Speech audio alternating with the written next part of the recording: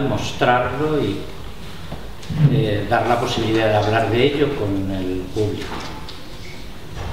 En la primera sesión, en la que leyó Esperanza López Parada y la presentó Olvido García Valdés, ellas siguieron el procedimiento de una presentación muy breve y luego una conversación después de la lectura, en la que terminó también participando el público.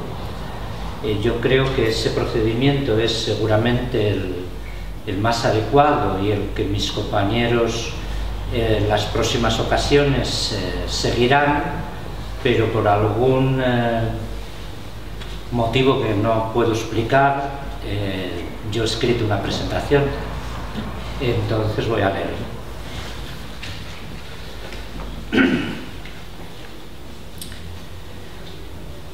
Desde su primer libro, La voluntad de equilibrio, publicado en 2000, la poesía de Mariano Peiró se distingue, entre otras cosas, por su capacidad de autoexplicación, por la fuerte conciencia del autor acerca de su escritura y el modo en que el poema va dando pautas para seguir la trama de su propio sentido.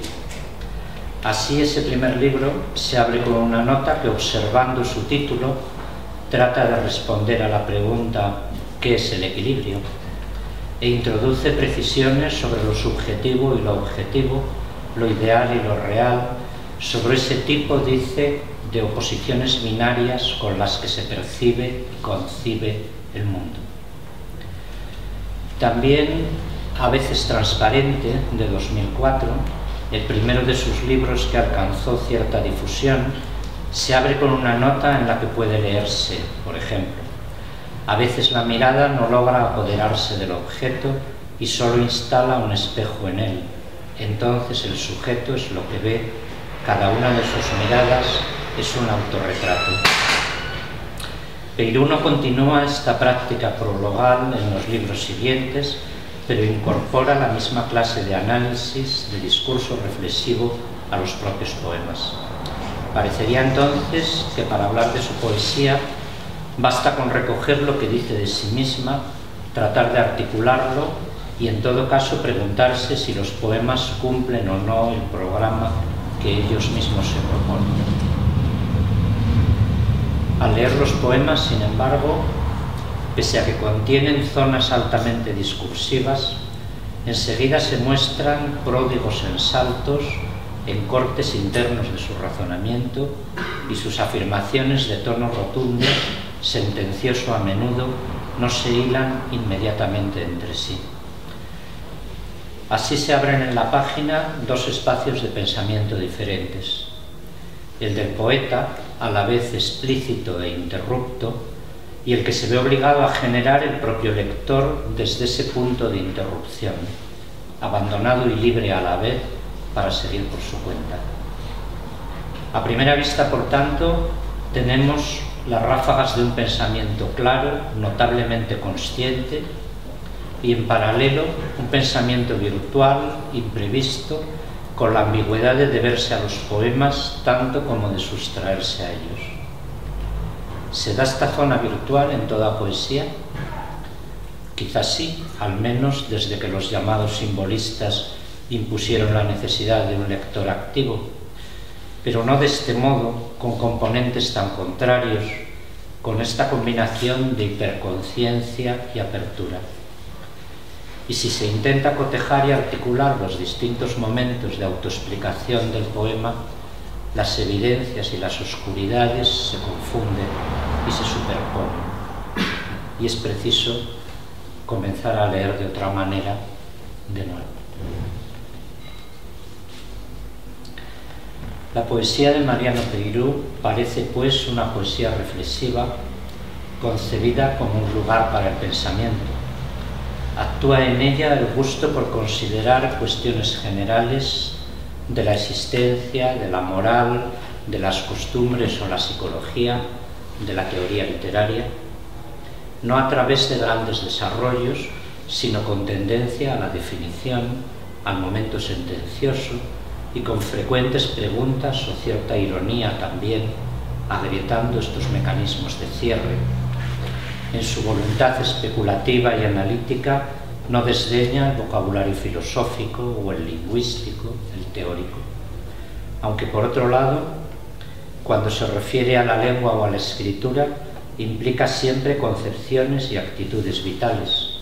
Yo diría que pese a su inclinación a la generalidad, se orienta al pensamiento de la existencia concreta e incluso a cierta casuística de la conducta. Todas estas tensiones e ingredientes tienden a impregnarse mutuamente.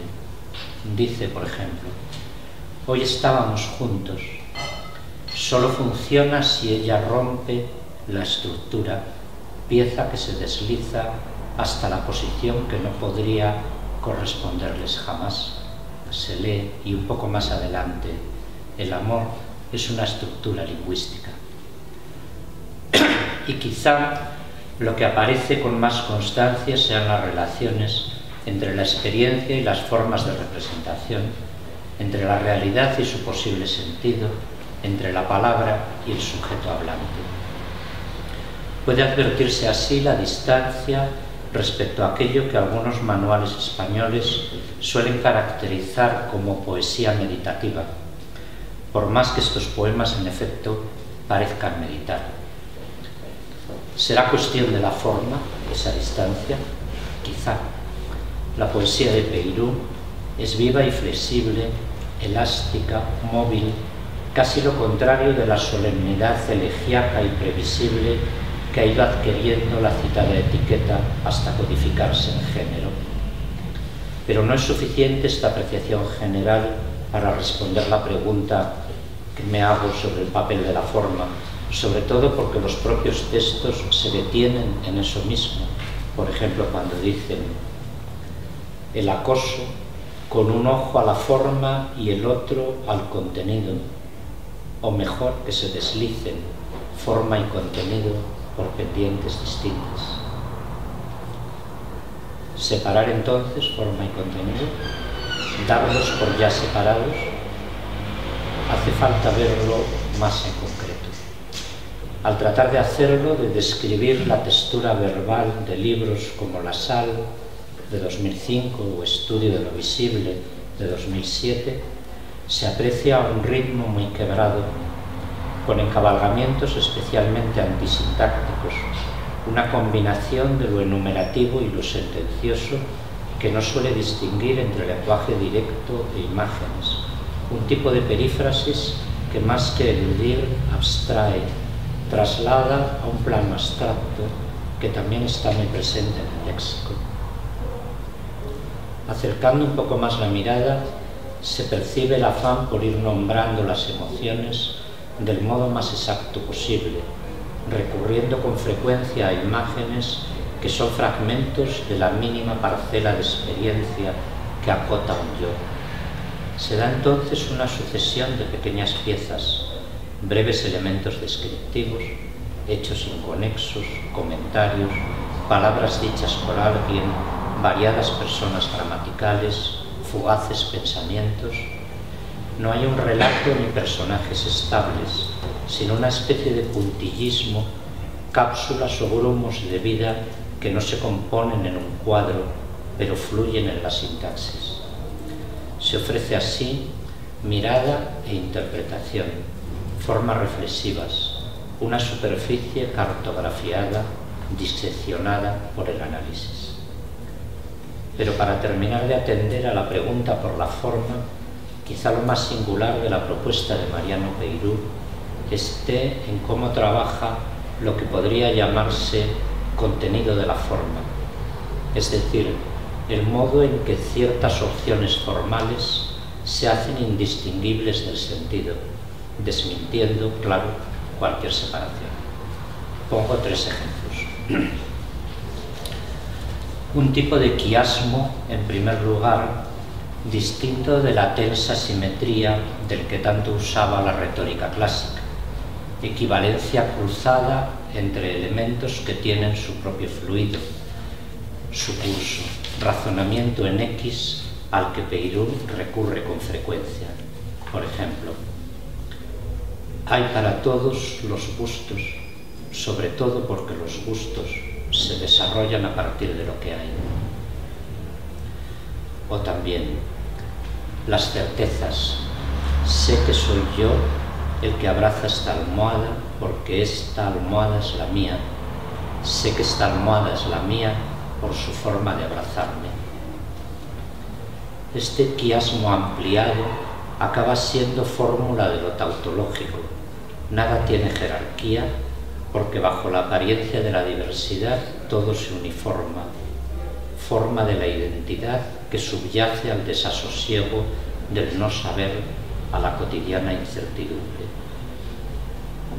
En segundo lugar, para mí prácticamente lo contrario, la enumeración. Tan importante, al menos hasta estudio de lo visible y seguramente también después. Recipiente de la diversidad, vínculo espacial y temporal más que lógico entre los elementos del mundo y las manifestaciones del habla, ensamblaje de nombres y de metáforas, residuo de descripciones y relatos de los que se hubieran suprimido las especificaciones de situación y los nexos sintácticos, convertidos así en dinámicos inventarios. Una vez cuenta el poeta esta anécdota. Hoy le he enseñado a mi hijo la palabra etcétera. Nos reíamos en un autobús con los ejemplos. Es la presencia medular de la enumeración. Y la evoco cuando leo, pensando como siempre que hay un sentido bajo la casualidad. Porque me parece que mientras el empeño analítico, la continua indagación activa, y por esta vida que digo, el conocimiento no procede de algo oculto, subyacente, sino de la irrupción de una lógica alternativa. Es lo que podría llamarse inversión, y es el tercer aspecto que querría mencionar. Como en estos versos que relatan el regreso a un lugar conocido. Dice, han vaciado el lago, todo es diferente excepto el lago, que sigue siendo una enorme extensión homogénea, pero de tierra. Ve lo que hay, pero ve distinto de lo que vemos. O dicho de otro modo, rearma la mirada a través de una intensa abstracción que le permite cambiar de lógica, entender de manera singular las proporciones del mundo, y no está de más recordar que es el poder de singularidad lo que constituye a un poeta. Casi querría dejarlo aquí, en este punto, a partir del que tendría que empezar a hacerme todas las preguntas relativas al análisis que pone en marcha esta poesía, las preguntas sugeridas por sus núcleos, sus certezas e incertidumbres, por un campo de pensamiento del que apenas he entrevisto una atmósfera. Antes de dejarlo, sin embargo, me detendría aún en algo muy vinculado a esta última cita que he hecho. Ese tránsito de la mirada por el pensamiento, esa identidad de mirada y pensamiento. O dicho de otra manera, el nudo indisoluble que se da entre realidad y representación, donde ésta, la representación, y las palabras que la componen y construyen, ocuparían el único espacio conocido de la realidad. Creo que casi toda la investigación de Mariano Peiró ha venido girando en torno a este nudo. Sus principales debates y conflictos remiten a él: el control de la conciencia en la conducta y en la escritura, la concepción de la práctica cotidiana como un mapa de estrategias, las aporías de la elección, de la toma de partido, y las aporías también de las apariencias.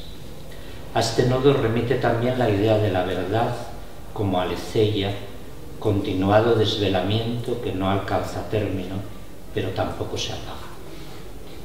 Sin embargo, quizá ya en algunas zonas de Temperatura Voz, libro de 2010, su libro menos unitario seguramente, y sobre todo en los poemas inéditos, intuyo que ha empezado a decantarse un límite difícil de franquear.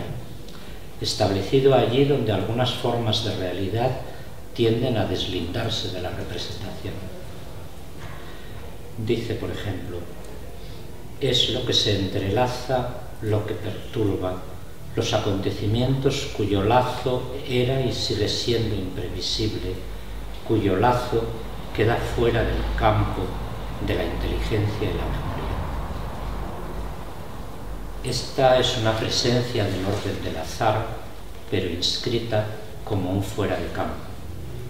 Realidad exterior a la realidad, si se puede decir así. No la alcanzan el pensamiento ni la actividad consciente, las facultades intelectuales ni las palabras. Por esta fisura entran los demás que habitan el mundo y hablan su lengua. Dice, ahí vivimos, donde nadie puede llegar solo.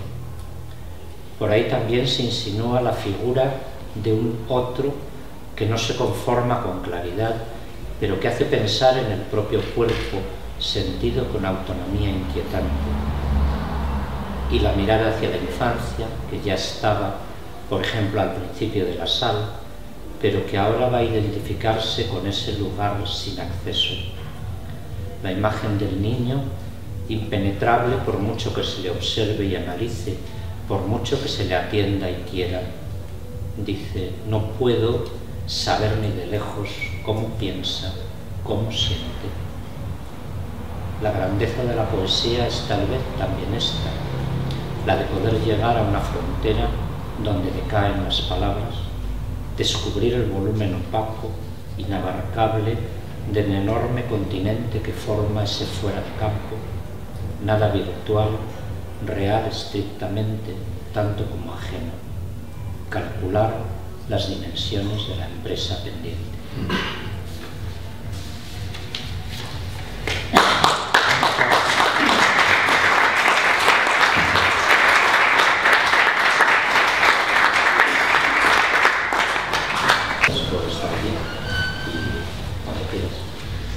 Bueno, pues gracias a ti, gracias a todos por venir, a escucharnos.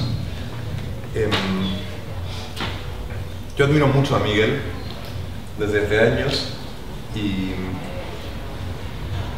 realmente pienso que la más alta distinción a la que puede aspirar un poeta es que Miguel Casado escriba sobre su trabajo. Y estoy, por lo tanto, muy emocionado y agradecido por la invitación y por el texto.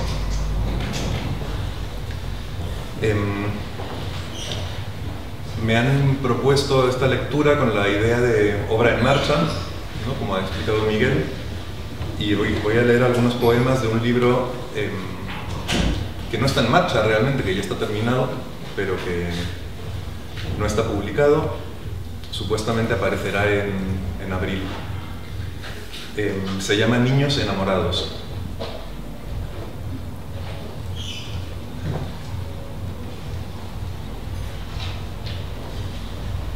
Se oye bien, ¿no? Suficientemente bien, es que sí. Piensa que bastante esfuerzo. Sí. Si prefieres más tranquilo. ¿Cogemos un micrófono? Que yo iba como que Sí. Vale, para poder susurrar cuando el texto lo pida. Podemos poner el micrófono, sí. Es que al principio se va bien, pero luego se va uno cansando y teniendo que...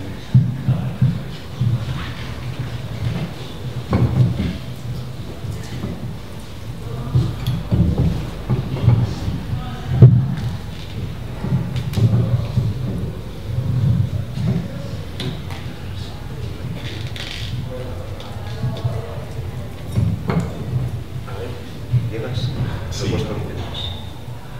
Hola. ¿Esto es otra cosa? Sí. Bueno, siempre he sentido una cierta incomodidad a la hora de leer los poemas en público, no por la timidez, que eso es otro asunto interesante, sino porque tengo la sensación de que lo que escribo, y en general creo que lo que leo también, está más concebido para la vista que para el oído. No me refiero a que esté dispuesto de una manera especialmente interesante sobre la página, sino a la posibilidad de volver, ¿no? Cuando uno lee, no está sujeto al dominio del tiempo, como cuando uno escucha, ¿no? Uno puede ir, volver, y yo leo así, y pienso que mis poemas se pueden leer así, o que a veces piden ser leídos así. Con textos que uno no ha leído nunca, pues siempre hay un poquito más de incomodidad también, por el motivo de que uno no nos conoce en estas circunstancias tanto, ¿no? Y hay un tercer motivo de incomodidad, que es que los poemas de este libro son bastante largos.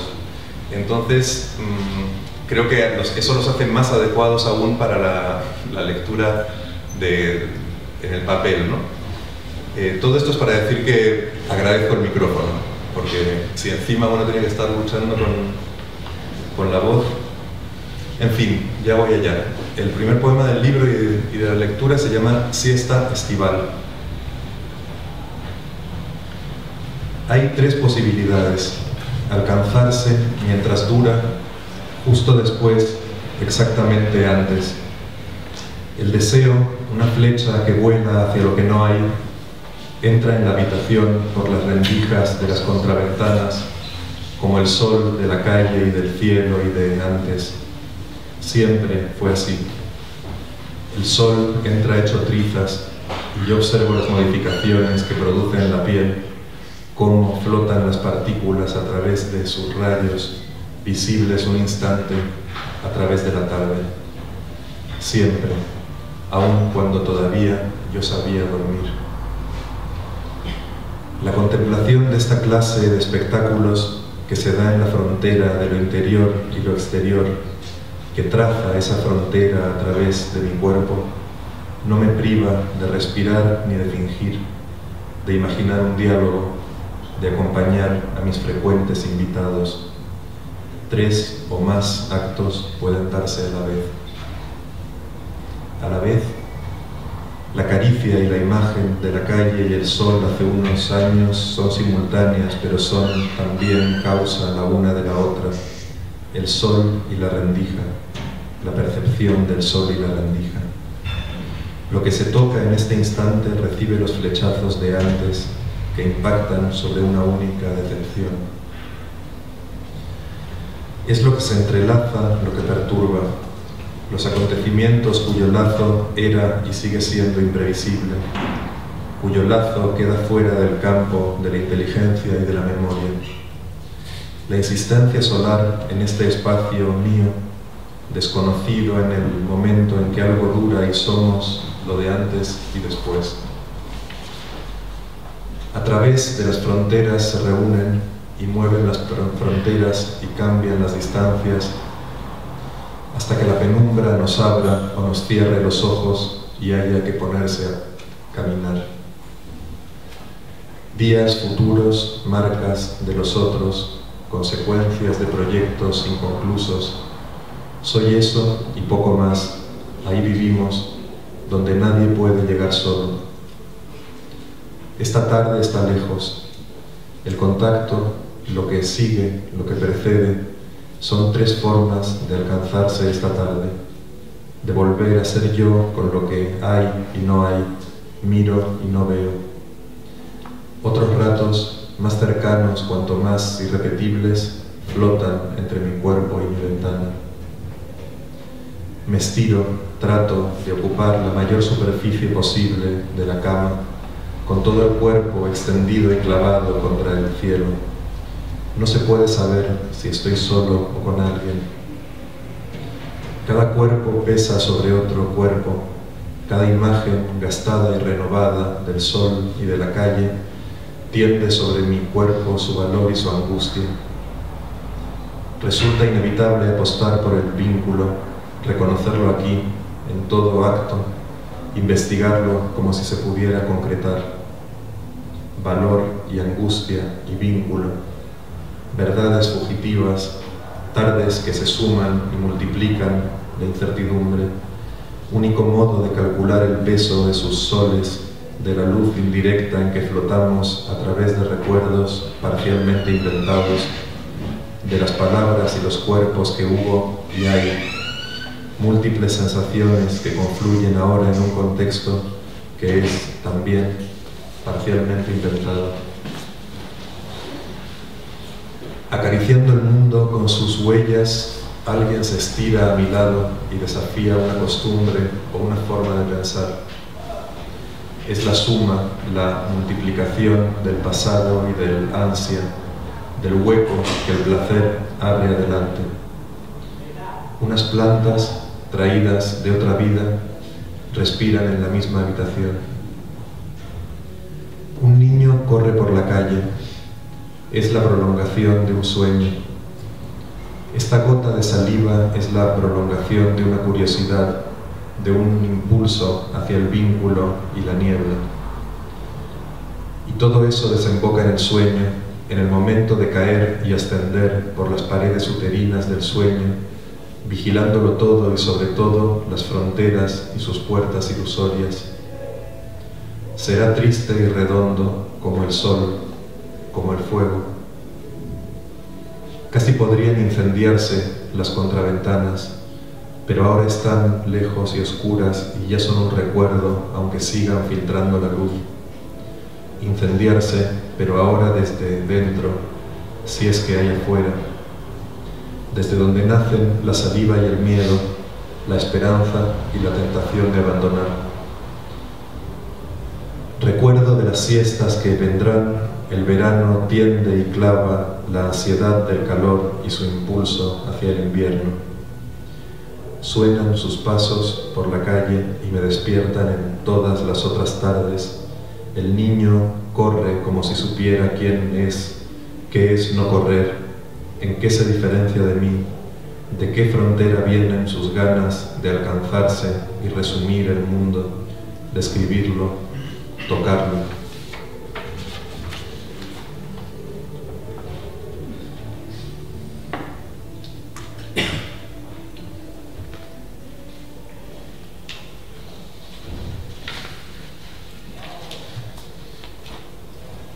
El sótano del cielo. Igual que el blanco es la suma de todos los colores, el silencio es el nombre de todo. Lo demás, lo que nos importa, lo particular de cada vida, parece necesitar la solidez de un relato en el que se condensan el relato deseado y una serie de frases que lo cuestionan e iluminan, enfatizando la unidad de su sentido o su azarosa multiplicidad. Las que se quedan flotando cerca de la superficie del agua y emiten algún sonido que destaca sobre el fondo de la tranquilidad. Las que son el eco de situaciones olvidadas, de problemas intermitentes, de una búsqueda en los bordes de las cosas, en el filo de la gente, en lo monótono de la pareja y de las excursiones románticas. Las que no se terminan de entender porque nunca dejan de moverse, de convulsionarse. No cesa un movimiento en su interior, pero no se desplazan por el agua. Las que suavizan la oposición entre la altura y la profundidad, manteniéndose en estado líquido y adaptándose a cada recipiente, un territorio en el que todo parece estar a la misma distancia, impreso en las células. Era una ciudad llena de colinas y parques botánicos. La juventud se concentraba en torno a una función de ballet al aire libre o para ver a los cineastas latinoamericanos bailando junto a las luces neutras de la autopista.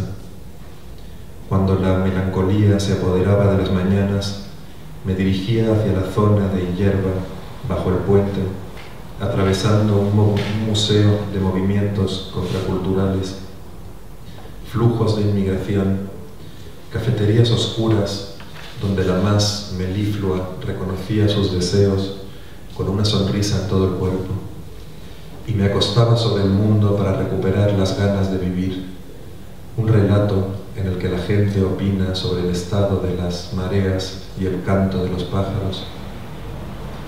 O me encerraba en casa para intentar apagar las velas desde lejos, simulando que ese aire que soplaba podía devolverme a la cálida penumbra. Sin embargo, en cuanto alguien del público empezaba a protegerse con crema para el sol, lo siniestro desaparecía y era la hora de regresar al centro y organizar una comida con los falsos amigos. Nada acaba de ocurrir hasta que uno se lo cuenta a otro o a sí mismo. Elijo cuanto puedo, pero no distingo entre la vida y la vida. Ese es el límite mental del que está solo. Cruzarlo es cruzarlo e imaginarse cruzándolo, a veces en silencio, a veces no.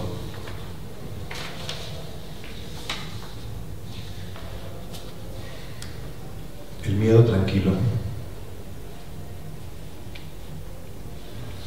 La herencia toma múltiples caminos y conduce a un jardín donde si hubiera plantas serían carnívoras, si hubiera flores serían artificiales, si hubiera luna serían 2 o varias, superficies cromáticas adecuadas para que se adhiera a lo que cada uno trae. A su vez, uno es tan frágil que se apodera de lo que lo rodea, se viste, se protege. El miedo es sin objeto, miedo a uno mismo, y brota en el contacto, en la relación. Así, cuando miramos a alguien a través de un tubo, siempre mirar es tubo, lo que enfocamos es la idea de completud que emana de su imagen, todavía, a pesar del estudio y a causa de la herencia. Esta misteriosa disponibilidad para la aventura y el drama tal vez haya tomado un camino semejante. Las excusas que das para acercarte proceden de ese mismo jardín, que se encuentra en una bóveda de piedra poblada por seres que piensan con las manos. La bóveda rezuma secretos vegetales y astronómicos, conceptos que se extienden y no rozan el objeto, o no un único objeto. Esa gruta está dentro de ti, la oscuridad, y el farol está fuera. Ves cómo se proyecta la sombra de una idea, ves su contorno pero no su contenido, su dirección y no su meta, su silueta y no sus rasgos, notas su peso pero no su calor, entiendes su función y no su origen. Los ecos son más fuertes que la voz. Parece que alguien habla cuando no dice nada. Aquí resulta difícil no mantenerse fiel al propio personaje. Tenía que ver hasta ahora con la escucha prevista, pero en adelante la noción de cueva será inseparable de la memoria de los ruidos que hay dentro. Eso tal vez sea lo peor, no la sensación de irrealidad que queda cuando se advierte que pasó el momento de haberse arriesgado un poco más, y cada cosa adquiere un significado que no se modificará nunca o mutará de forma enloquecedora y hermosa. Siempre un exceso de interpretación. Yo no dije eso. No, pero yo lo escuché. Ahí no había nada, solo un movimiento mecánico, sin esfuerzo ni emoción, que reforzaba el sistema de valores que pretendía combatir. Cada cosa significa 1000 cosas que no sabemos, pero empujan una hilera de fichas de dominó, heridas heredadas que no duelen pero modelan lentamente nuestro cuerpo, señalan en secreto sus límites. Cada uno responde por las suyas, las interroga, las ignora. La sangre empujando desde hace generaciones, abriendo las cancelas de las puertas, pero la profundidad de los abismos. Entonces es, al fin, la alegría del miedo, la ataraxia, el destino bifurcándose una vez, otra vez, en la mente que ahora es abismo y elevación. En la penumbra me encuentro con alguien.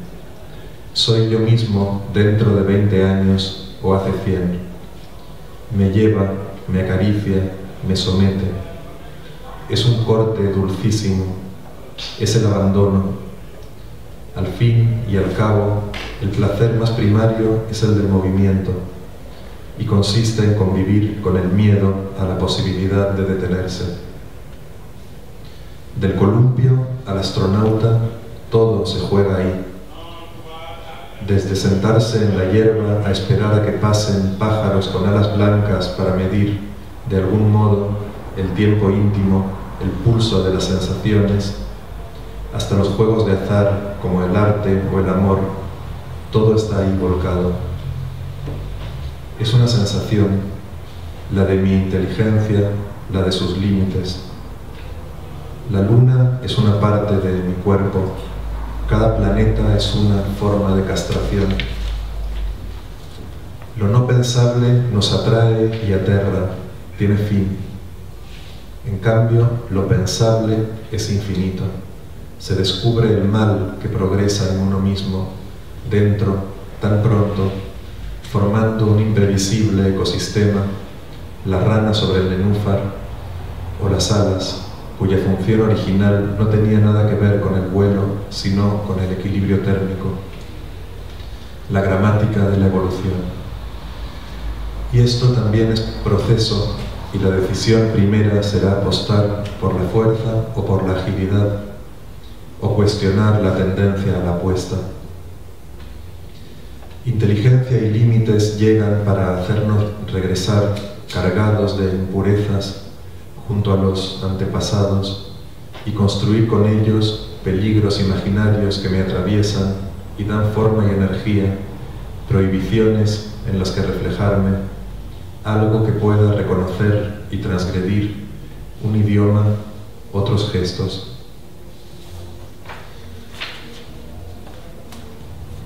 Bueno, estoy terminando ya. Voy a leer 5 poemas en total, me parece que está bien, no hemos hablado del tiempo, pero me parece que está bien. El cuarto, el penúltimo que voy a leer, es un poco más breve y se llama Teoría.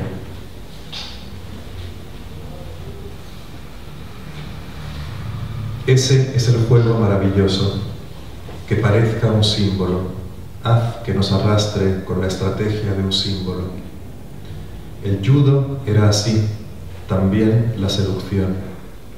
Aprovechar la fuerza, el movimiento del otro, sus ganas de soñar, sus carencias, su proyección de imágenes, misterio en una pantalla que se desplaza siempre hacia los actos. Manejamos solo unos recipientes opacos donde no hay más que cierta capacidad para el juego, y eso no es poco.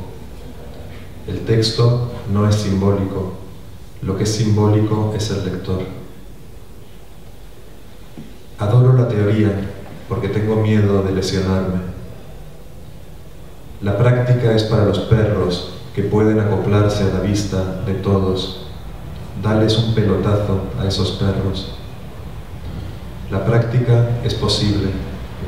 La teoría es utópica, o al menos delirante, y la adoro por eso.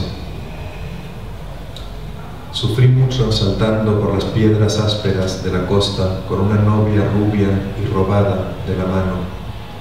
Escupía la espuma sobre aquellas rocas abrasadas por la erosión, y uno se imaginaba la piel de las ingles ensangrentada y la sal de las curaciones y el ardor, y a una madre llorando y toda la ilusión y la energía invertidas en ese cuerpo, en ese recuerdo hinchado y espantoso.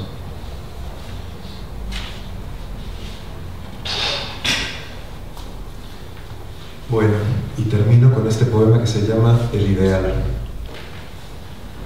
Tiene algo ajeno, se expande desde los rincones de los otros con una fuerza purificadora, la divinidad, la emoción que solo puede transmitirse por medio de una imagen incompleta de las cosas. Nada importa la verdad, de nada sirve, sin ese sesgo que llega desde afuera y que hago mío trepando por las escaleras que van de nube en nube, los paseos por jardines irreales y laberínticos, como esta navegación por una vida que no es. Tiene algo azul, un lazo en una bolsa, la marca de una diferencia, el cristal sobre el que se desliza cada escalera, nubes y ríos y todo lo que hubo. Tiene algo nuevo, desprovisto de significado, cada uno pendiente de la reacción del otro para inferir como se pueda lo que no se puede preguntar. Hoy estábamos juntos, solo funciona si ella rompe la estructura, pieza que se desliza hasta la posición que no podría corresponderle jamás. Entonces sí, el viaje interminable y maravilloso por los senderos abiertos de lo compartimentado, vocabulario imprevisible y único capaz de conservar la ilusión del amor. El amor es una estructura lingüística. Necesitamos canciones, cuentos que nos comprendan, mitos que articulen las oscuridades y suavicen las interferencias de lo real. El rincón desde el que surge esa necesidad es donde amanece lo que miro, pero no consigo vivir, alucinado y vivo, quemando las semanas, los minutos de la oración. Atravesado por la espera, el ideal es tiempo que se concentra como la luz en el cristal de una lupa. Tiempo bien dirigido, tiempo con un alto grado de densidad, una pesadilla lenta y compleja recordada con cada vez menos intensidad durante todo el día. Tiene algo usado. Cada mínima expectativa y su desenlace repiten un modelo vigoroso y seminal, mi renovada incapacidad para el olvido y esa soledad parcial que traigo desde tan lejos. Todo está lejos. Estar cerca es una forma de estar lejos. La distancia me llena de distancias, me impulsa y me protege de mis defensas, de las ideas que me clavan a mi sitio, una hoja seca clavada a una hoja verde.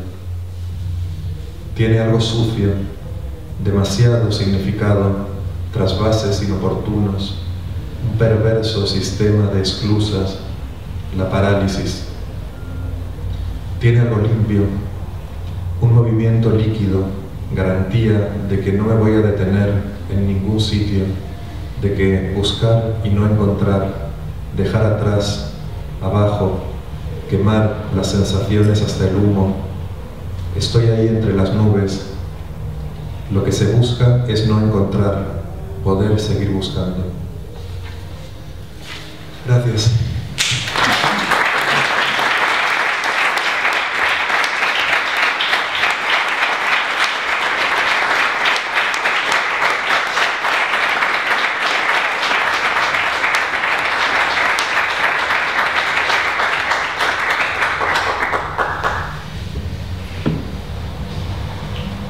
Bueno, yo podría preguntarle algunas cosas a Mariana, pero quizás sea mejor si alguien en el público tiene que preguntarlas, o le apetece, o decir algo, o comentar algo.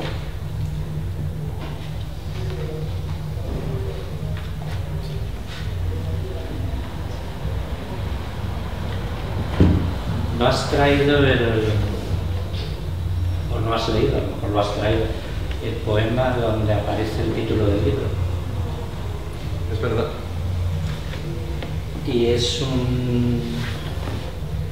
un título, Niños enamorados, que cómo va con todo lo que has leído si no tienes el poema donde se ve. ¿Cómo lo explicarías? ¿Cómo lo dirías? Yo creo que aparecen en lo que he leído niños y enamorados, entonces con eso tal vez sea suficiente. Si quieres que hable más del título, puedo decir que efectivamente surgió de un verso en el que dice niños enamorados tirándose del pelo, y no me pareció que fuera un título en el momento de escribirlo ni en las siguientes semanas o meses, pero en algún momento sí que me pareció, cuando ya estaba más avanzado el libro, me pareció que de algún modo un poco perverso el título aludía a lo que pasa a muchos de los temas del libro, o a muchas cosas que aparecen en el libro, porque aparecen niños y aparecen enamorados, y porque Bueno, esto del amor y de la estructura lingüística, ¿no?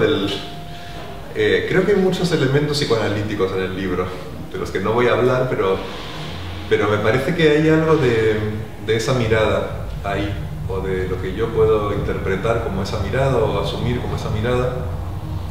El territorio de la infancia está presente, no lo recuerdo, o sea, no sé si realmente en todos los poemas, pero creo que explícitamente en casi todos, y no sé, y en espíritu en todos, me parece a mí, no sé qué opinas, nunca lo había pensado así, la verdad, pero creo que está ahí, ¿no? Como algo de lo que surgen mitos, explicaciones y realidades posteriores, como algo a investigar o a, no sé, lo que uno se puede perder, ¿no? Y el tema del amor también está, de una manera bastante tangencial en realidad, en casi todos los textos, pero está. Entonces, no sé, creo que el título, o sea, lo que decía de perverso no es solo porque en mi lectura privada la frase tiene un toque perverso en sí misma, ¿no? Sino porque creo que alude perversamente a lo que pasa después, porque me parece que no da pistas sobre lo que luego el libro es, y eso a mí me resulta interesante. O sea, como que el título se vaya cargando a lo largo de la lectura, ¿no? Que no esté ahí desde el principio.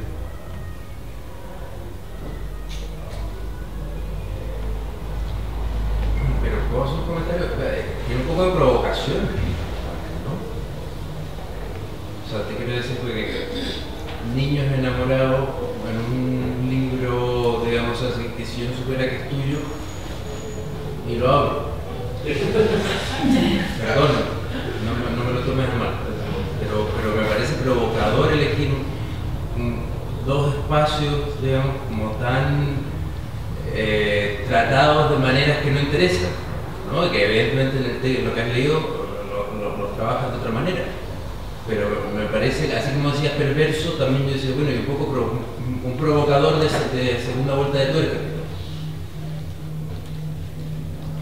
Uno de los versos que he leído aquí creo que es adecuado para contestar a eso, que es el texto no es simbólico, lo que es simbólico es el lector, ¿no?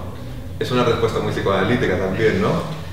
La provocación está en ti, o ¿sabes? La lectura esa es tuya. Yo no soy lo suficientemente ingenuo como para no saber que esa lectura existe, pero sinceramente mi lectura del título es otra.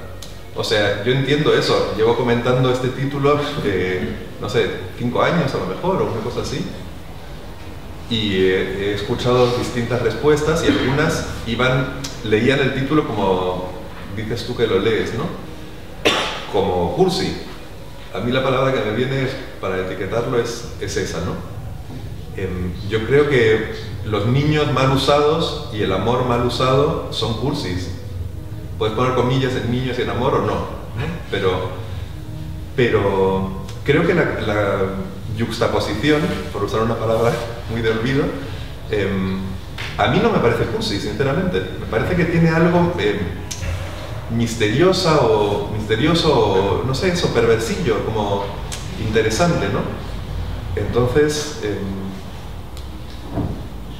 a mí me gusta, no. Pero quiero decir que me parece arriesgado, incluso por eso mismo. Eso es lo que quería decir, que me parece incluso más arriesgado que el título del libro anterior, ¿no? Que es más construido, es más experimental, pero también una experimentación que ya conocemos bastante. No sé si me explico. En cambio, un título así, o sea, me parece, bueno, no sé. Pero era eso, o sea, me llama la atención. Yo no lo llamaría cursi, pero sí que me llama la atención poner esos dos campos tan connotados en mí como lector simbólico, digamos, juntos, ¿no? Pero yo creo que el riesgo de este título depende del lector. Quiero decir, o sea, el libro anterior al que alude Juan es Temperatura Voz, que es un título arriesgado para según qué lector. es posible que determinados lectores pudieran decir, yo si veo ese título abro el libro corriendo, ¿no? Por la yuxtaposición, otra vez, ¿no? De elementos que vienen, en fin, no hace falta explicar esto, yo creo. También se me ocurre decir que yo siento que este libro es más arriesgado que el anterior, entonces me parece bien que tenga un título más arriesgado. O sea, yo no lo vivo como provocación, sinceramente. Entiendo que se pueda ver así. Y en parte me gusta. Pero me gusta más otra lectura, otra mirada, ¿no? De esas dos palabras, sobre esas dos palabras. ¿Tú querías preguntar algo, Javier? Sí. Es una poesía que no cabe duda de que en una segunda y una tercera lectura, yo lo que he sentido es hay un pensamiento constante que va abriendo la realidad, de modo que aunque la realidad esté ahí y tú hables también de cosas reales, pero lo haces desde el fondo de ti mismo y entonces vas transformando, sin que desaparezca la realidad, pero vas transformando la realidad hasta, por eso tú has hablado de psicoanálisis, hasta llegar al fondo. Y eso yo creo que en el lector se traduce también en que él haga es decir, en un acto, a través de la lectura, de llegar también al fondo de la realidad. Yo veo la poesía muy movible, constantemente movible, porque el pensamiento, lo que va diciendo, lo va no sé, habitando, creo yo, interiormente. Y entonces, claro, es una poesía muy compleja en el sentido mejor de la palabra, es decir, que tiene una cantidad de resonancias que luego ya cada lector, desde su capacidad que tenga también para esa reflexión y para llegar a lo esencial y todo eso, pues tendrá. Y luego tiene yo creo que es una poesía que emociona, pero la emoción que produce es una emoción de alguna manera tan honda, creo, que más que emocionar, como tenemos emocionar, lo que crea en el lector, a mí por lo menos me ha creado, viendo mi propia experiencia, según lo iba escuchando, que ya digo que escuchar solo no basta, sería mejor leerlo ya más despacio, va creando, creo, un estado de conciencia dentro del lector. Es decir, que aun hablando de una realidad, constantemente de lo que habla va creando un estado de conciencia dentro del lector. Eso es lo que yo más o menos he sentido al escucharte este poema en una aproximación muy baja, porque claro, ya digo que es una poesía que hay que leerla despacio aunque tú has leído muy bien y con lentitud y eso, pero no es suficiente. No sé si pues gracias por el comentario. No sé si tú estarás de acuerdo con algo, sobre todo yo lo que más me ha interesado muchísimo es lo del pensamiento que va abriendo la realidad, incluso luchando también contra la propia realidad desde el fondo de uno mismo. Eso es lo que es mi experiencia lectora a través del oído.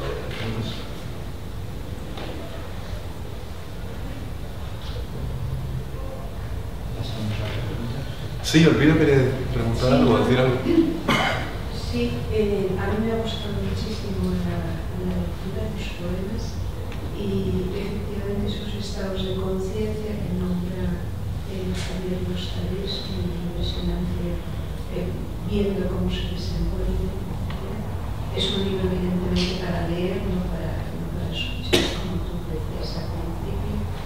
Y no, en realidad no es tanto una pregunta como una observación que no sé si es acertada, que es la presencia de la inteligencia que siempre ha estado en tus libros, pero digamos que se hace explícita y se nombra, ¿no? De un modo, a mi oído, nuevo, diríamos. ¿Cómo funciona eso? Funciona nombrando inmediatamente después sus límites. ¿no? Dice eso. Sí, pero se nombra varias veces, no solo una. Y en ese poema está, digamos, es un poema justamente sobre eso. Pero no me refiero a ese acotar de sí misma, sino a cómo evoluciona en tu percepción de tu propia escritura esa cuestión. Pues concretamente sobre el tema de, o las menciones a la inteligencia, no he pensado nunca, y no voy a ser capaz de pensar ahora, de los próximos 15 segundos, para poder contestar algo. Pero lo que me viene es una cosa que he pensado varias veces a lo largo de la escritura de este libro, que lo escribí entre el año 2006 y 2012. Fue bastante tiempo, en realidad, de escritura. Y la sensación que yo tenía en muchos momentos es que estaba haciendo por fin lo que me daba la gana. Y después de pensar eso, pensaba, pero esa sensación también la tenía en libros anteriores o en momentos de escritura anteriores, ¿no? Y las dos cosas son verdad. No sé por qué me viene esto cuando dices tú lo de... O sea, quizá lo de que me da la gana tiene que ver un poco con lo psicoanalítico también. Eso se me ha ocurrido con tu comentario, ¿no? También, que es un poco absurdo decir que un libro tiene algo psicoanalítico, porque todos los libros lo tienen. O sea, el psicoanálisis es una mirada sobre las palabras, ¿no? Trabaja con las palabras, su materia es la palabra. Entonces, sin embargo, hay algo ahí, ¿no? A lo mejor en lo temático o en la orientación de la mirada. Entonces, creo que en esa orientación de la mirada hacia las palabras no puede dejar de percibirse el funcionamiento de la inteligencia y los límites de la inteligencia, en relación con otras aproximaciones a la palabra, con otros modos de aproximación a la palabra, que no sé cómo llamar, pero que no son la inteligencia, ¿no? Intuitivos o emocionales o sensibles, no sé cómo, ¿no? Creo que también está eso, en realidad, que aparece... Miguel ha leído el libro más recientemente que yo, que por eso lo miro preguntando, que aparece como explícitamente, ¿no? No sé qué decir, más que esto. Yo es que con eso del psicoanalítico, a ver, yo al final no lo nombré, ¿eh? Entonces es evidente que leyendo este libro inédito eso se hace presente.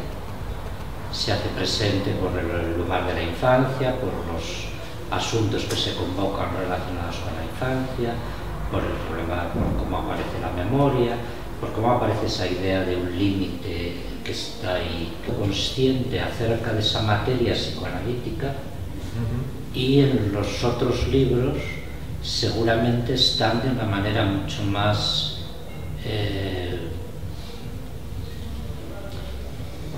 es que no sé qué adjetivo poner aquí, así que no pongo ninguno. Están de una manera inconsciente, más directa, como los materiales de una sesión psicoanalítica, sin ordenar, sin hacer el razonamiento, aunque haya mucho análisis y pensamiento siempre en algo de cómo aparecen las enumeraciones, de cómo se van mezclando y contradiciendo las ideas y los elementos de análisis. A lo mejor se parecen más a lo que es el ejercicio del psicoanálisis, los demás libros, que este, mientras que este en cambio es como el análisis del psicoanálisis. Joder, claro, es que a lo mejor lo que pasa es que en los otros libros, perdón, qué idea tan tonta, en los otros libros habla el paciente y aquí habla el analista. Es algo así, ¿no? Algo así. Es algo así. Puede ser algo así. No sé por qué me disgusta un poco lo de haber mencionado el psicoanálisis. No estoy... Lo he dicho también por eso. Tú no lo has dicho por eso también, ¿no? Hay algo como... No sé. Como que parece que es una barrera, ¿no? Me da la sensación como que eso cierra puertas de lectura o... no sé. No, dicen que no, no sé. No.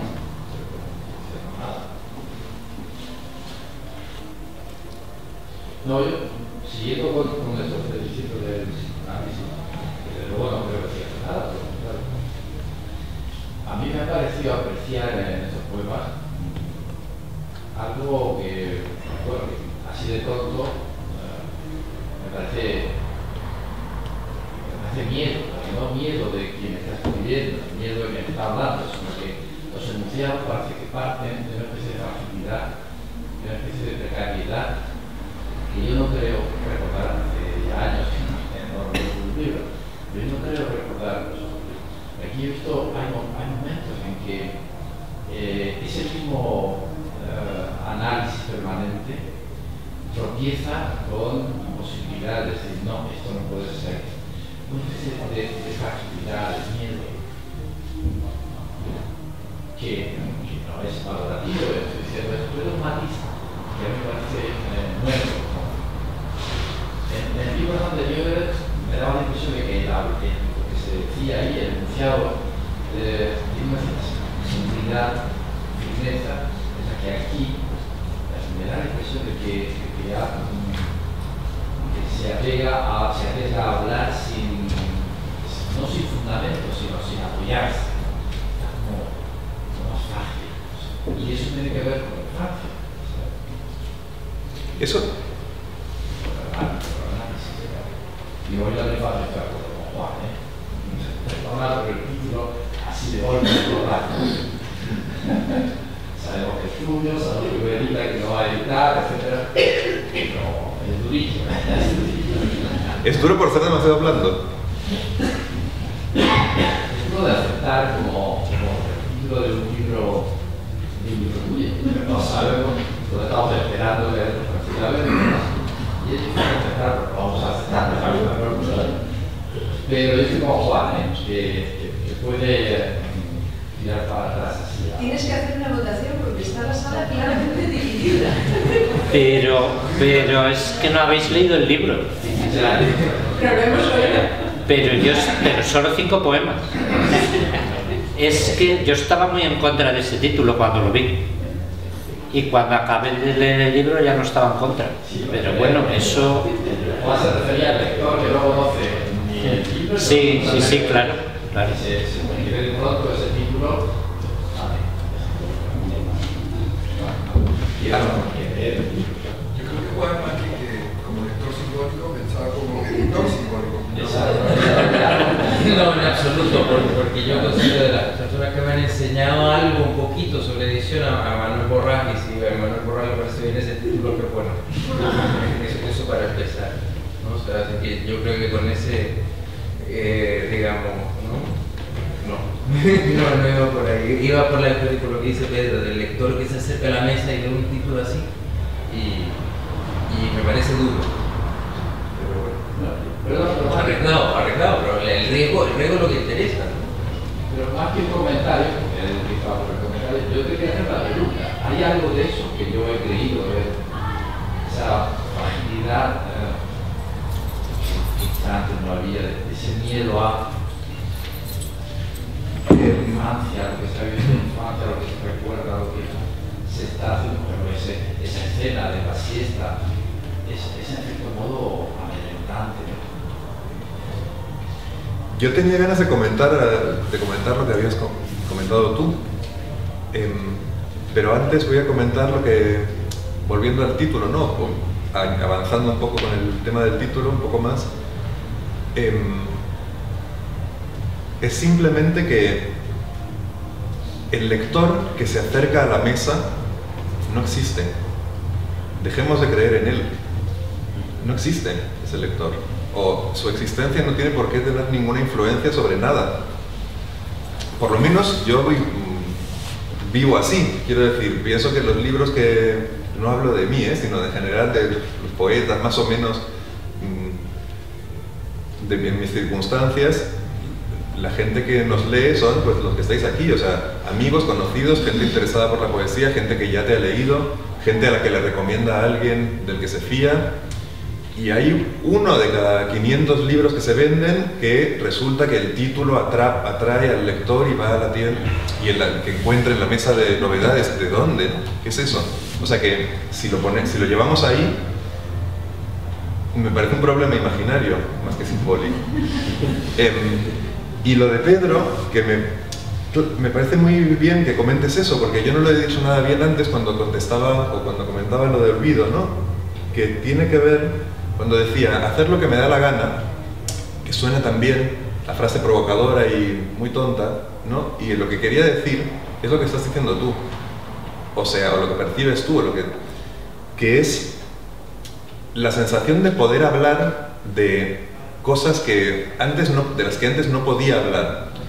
Insisto, antes no percibía el límite de esa manera. No es que pensara, no, esto no lo voy a poner porque van a pensar, evidentemente no. En el momento de escritura, uno llega hasta el límite o yo intento llegar hasta el límite que puedo, ¿no?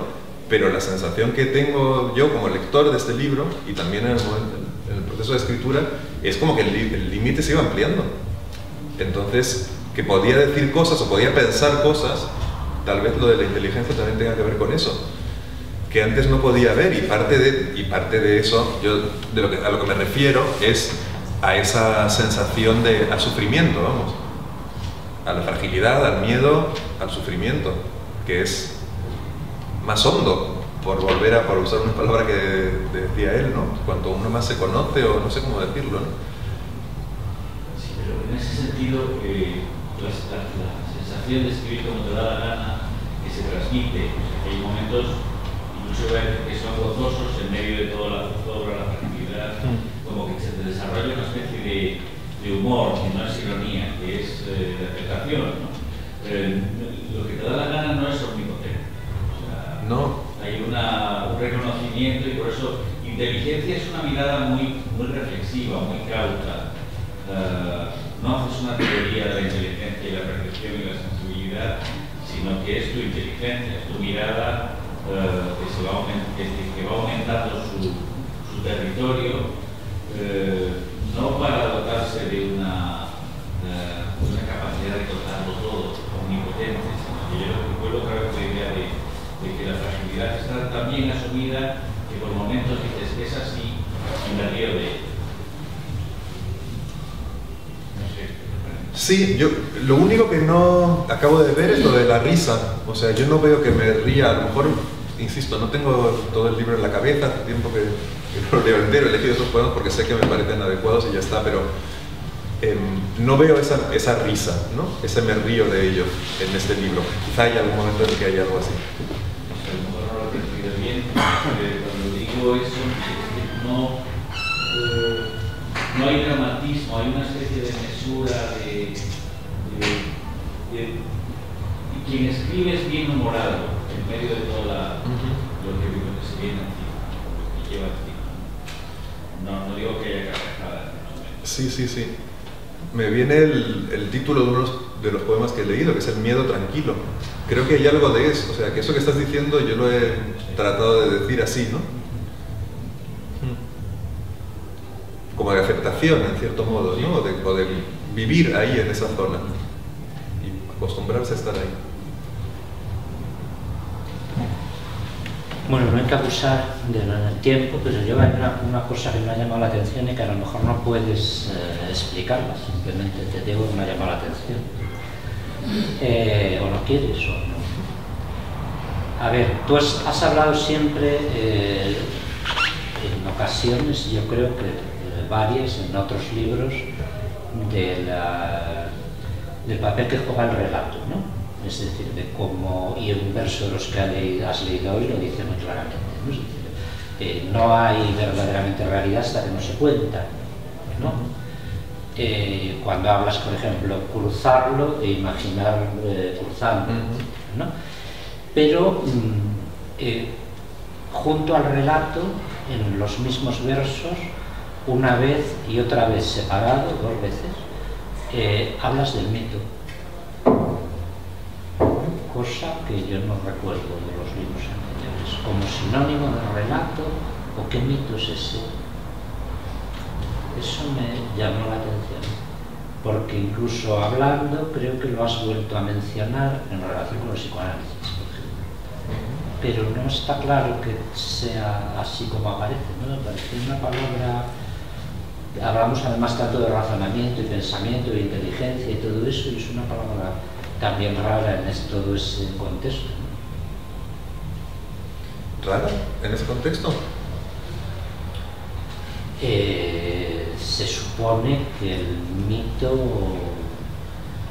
no es la forma más frecuente de razonamiento. ¿Quién supone esto? Bueno, en general... Yo estudio antropología. La historia, por supuesto. Qué pregunta, qué comentario. Yo lo primero que pensé cuando estabas hablando es que el mito es un modo posible de relato, ¿no? Hay otro que es el discurso científico, etc. Que cualquier relato se interioriza como mito. O sea, desde un punto de vista emocional, para un físico que sabe muchas cosas de la realidad, digamos, el relato de la física funciona como un mito. El mito no solamente tiene que ver, creo yo, con la realidad o irrealidad de lo narrado, o con la posibilidad de demostrarlo o no, sino con la manera en que nos lo creemos. Entonces, podría haber una frase de esas sentenciosas que dices tú, que yo espero que, no sé cómo lo dices, te lo voy a preguntar luego, en la intimidad, pero es como, o sea, aparecen esas frases sentenciosas, desde luego, mi intención y mi esperanza es que funcionen como algo paródico, en cierto modo, como algo que se cuestiona inmediatamente después, en el mismo momento de decirse, ¿no? Entonces, todo logos es mítico, sería la frase sentenciosa y paradójica, ¿no? Desde el punto de vista del uso que se hace de él, y no de otras cosas, desde luego. No estoy diciendo que no haya diferencias entre modos de conocimiento, sino que desde el punto de vista psicoanalítico y antropológico, que es lo mismo en realidad, funcionan igual, ¿no? No sé si estoy hablando de lo que tú comentabas. Es una respuesta extraordinaria. Qué bien. Pero yo, por ejemplo, no lo veo así para nada. ¿No lo ves extraordinario o no es extraordinario? Extraordinario, pero esa, digamos, esa territorialización del mito, en absoluto la veo. ¿Territorialización en qué sentido? La que acaba de hacer. En realidad el mito está en todo para él. No es que esté en todo, está en nuestra forma de conocer o de interiorizar determinados discursos. El mito es algo muy diferente de otras formas de conocer. Está en otro plano, funciona a otro nivel, muestra otras cosas, da otro tipo de explicación, Claro. Que no es razonamiento. Claro, claro. Yo creo que he dicho eso. Pero, perdón un segundito, es que... Para la humanidad sí, pero no para ti. Para el que escribe, me parece que hay una conexión muy notable entre que no hay una división radical entre el razonamiento lógico y el razonamiento mítico. Estás diciendo la apropiación de un relato es mítica para el que lo funda, para el que lo habita. Eso es lo que digo, claro. Como antropología, por supuesto. Claro, claro. O sea, yo creo haber dicho lo que dices tú. Lo que pasa es que en lo que me parece que todo es mítico es en el uso que se hace de esos diferentes, radicalmente diferentes modos de conocimiento. Dicho de otra manera, la disciplina que estudia el mito es la antropología. La antropología es un discurso mítico para los antropólogos. Funciona como discurso mítico a nivel interno, no en sus libros, pero sí en su... no sé cómo explicarlo. Es como la infancia, en cierto modo, ¿no? La infancia ocurrieron cosas ahí que son reales, que recordamos más o menos, si funciona como territorio mítico, o si aceptamos, estamos de acuerdo en que funciona como territorio mítico, es en el uso que se hace de esos recuerdos, esas emociones, eso que está todo asociado ahí, ¿no? Pero que yo, no sé, por poner una cosa muy evidente en mi caso, nací en un país y me trajeron a otro cuando tenía 5 años, es mítico para mí, pero es una realidad, ¿no? Yo lo uso míticamente, eso que ocurrió.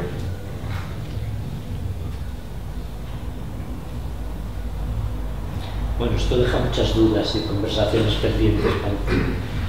¿Alguna otra cosilla? Lo dejamos, que llevamos mucho rato aquí sentados. Bueno, pues la próxima sesión del ciclo es el 22 de enero, creo que jueves, y lee Ildefonso Rodríguez, le presenta Antonio Ortega, y un poco más tarde, a las 8:30, porque había otras actividades que hacían necesario que se retrasaran. 22 de enero.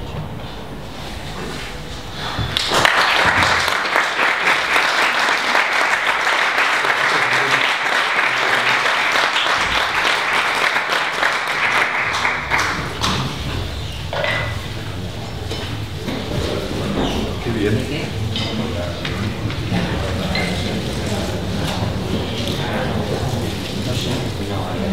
Creo que no sabe.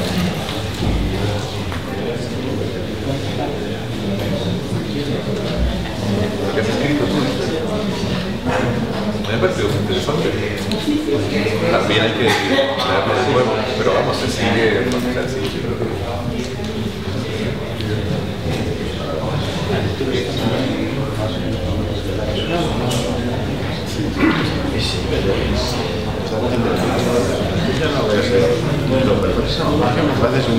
Muchas gracias. Bueno, Carlito.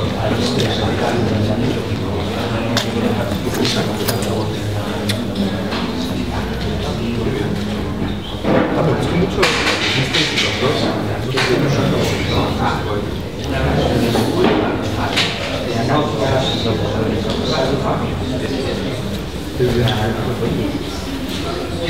Por aquí. Te quiero presentar a Abraham Najera.